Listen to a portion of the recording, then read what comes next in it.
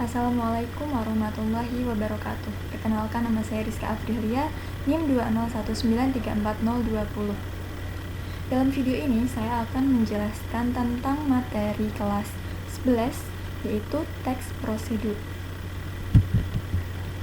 Sebelumnya saya akan membacakan terlebih dahulu kompetensi dasar dalam bab teks prosedur ini, yaitu mengonstruksi informasi berupa pernyataan-pernyataan umum dan tahapan-tahapan dalam teks prosedur, menganalisis struktur dan kebahasaan teks prosedur, merancang pernyataan umum dan tahapan-tahapan dalam teks prosedur dengan organisasi yang tepat secara lisan dan tulis, mengembangkan teks prosedur dengan memperhatikan hasil analisis terhadap isi, struktur, dan kebahasaan.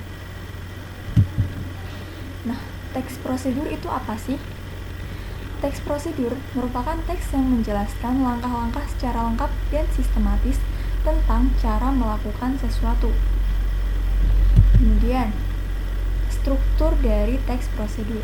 Struktur teks prosedur ini ada 3. Yang pertama yaitu pernyataan umum, yang kedua tahapan, yang ketiga penegasan ulang. Pernyataan umum ini berisi pengantar, pengenalan, atau gambaran umum tentang isi petunjuk. Kemudian tahapan berisi langkah-langkah melakukan sesuatu yang disusun secara sistematis. Kemudian penegasan ulang berisi harapan ataupun manfaat apabila petunjuk-petunjuk tersebut dijalankan dengan baik. Jadi struktur teks prosedur itu ada 3. Yang pertama pernyataan umum, tahapan, dan penegasan ulang. Nah, selanjutnya langkah-langkah merancang teks prosedur. Sebelum kita merancang teks prosedur, kita harus menentukan macam atau jenis teks prosedur yang akan dirancang. Kemudian, kita tentukan topik yang akan dibahas pada teks prosedur yang akan kita buat. Selanjutnya yaitu menyusun rancangan pernyataan umum dan langkah-langkah atau tahapan-tahapan. Ciri-ciri kebahasaan teks prosedur.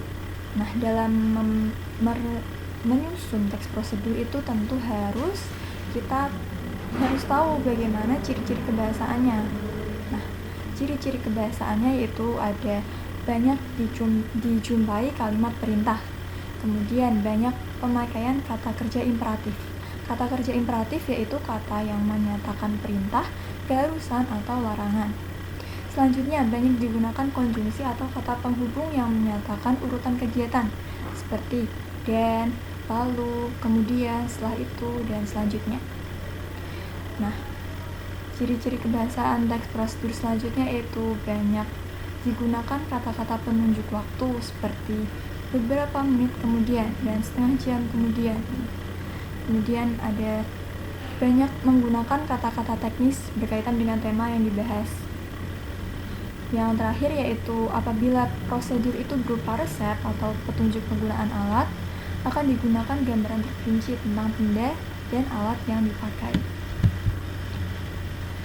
Selanjutnya yaitu tentang langkah-langkah mengembangkan teks prosedur.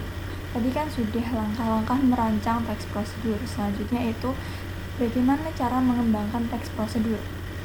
Yang pertama yaitu menginventarisasi macam-macam kegiatan yang pernah atau dapat dilakukan. Yang kedua, menentukan tema kegiatan. Yang ketiga, membuat kerangka dalam bentuk topik-topik kegiatan secara garis besar.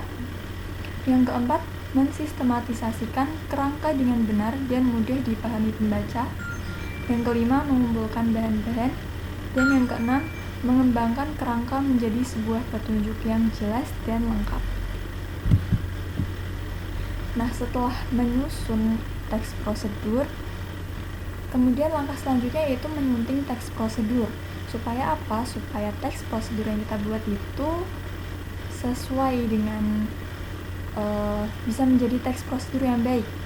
Dalam menyunting teks prosedur itu ada beberapa hal yang harus diperhatikan, yaitu tentang kebenaran isinya, strukturnya, kemudian kaidah kalimatnya, ataupun penggunaan ejaan atau tanda bacanya. Baik, sekian penjelasan saya mengenai teks prosedur. Terima kasih. Wassalamualaikum warahmatullahi wabarakatuh.